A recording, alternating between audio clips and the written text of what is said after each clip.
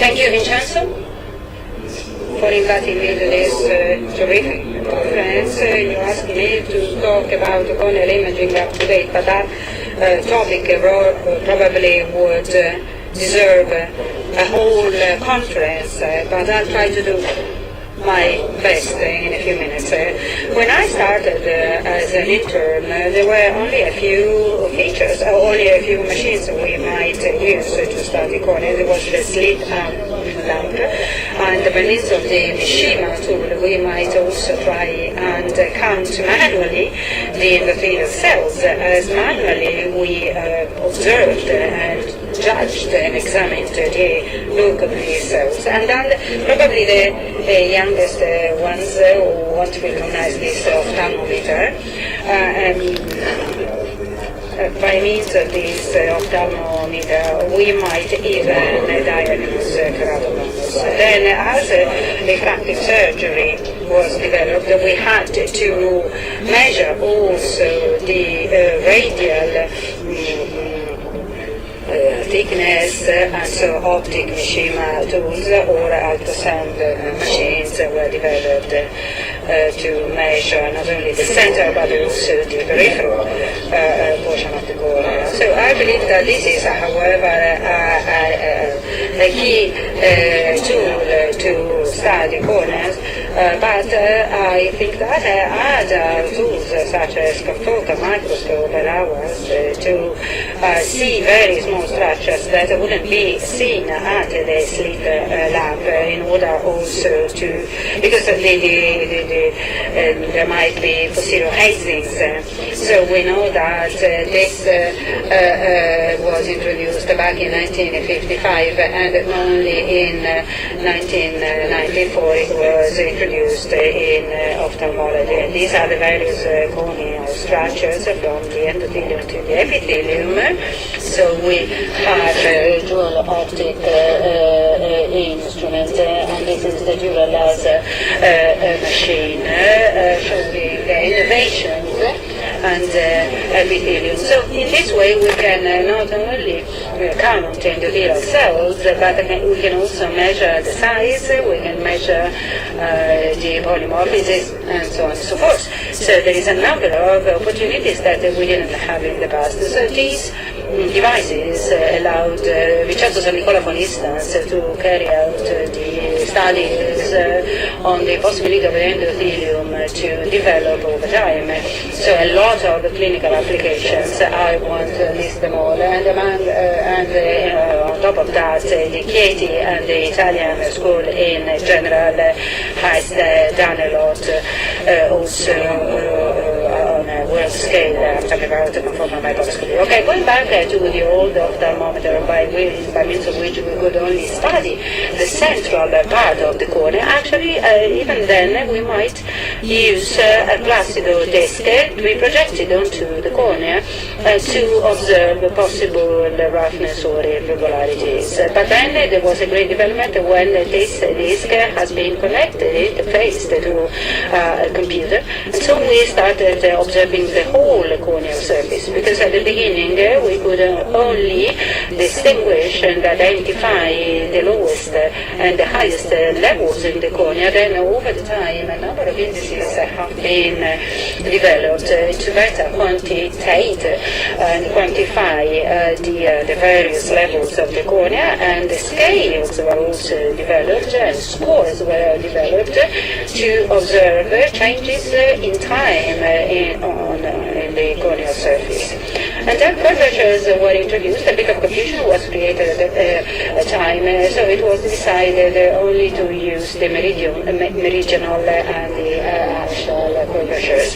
Another technology that wasn't as lucky, so to say, in corneal surgery was raster stereography. But all this had to do only with the anterior surface of the cornea. So another step forward was by means of scans to have a look at the posterior surface of the cornea. So this provided us with a number of additional information that was partially, however, denied and belied, we might say, by the following devices. For instance, the Schallflug device, because now we can study not only the whole surface of the cornea, but also the anterior segment. So the studying the morphology of the cornea isn't enough. What really mattered a lot was being able to study aberrations. And Zernicke, thanks to his study, allowed us to understand the aberrations, also higher order aberrations, not only the ones that we normally see during our standard ophthalmological visit. So let's go back to the cornea, and we cannot but mention the developments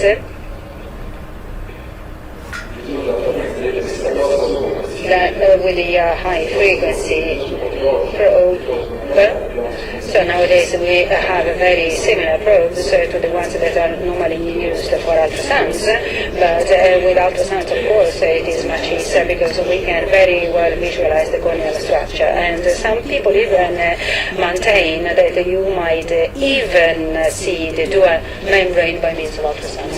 So another great step forward was OCT, of course, and then the fast fevers, so the advanced Fourier transform.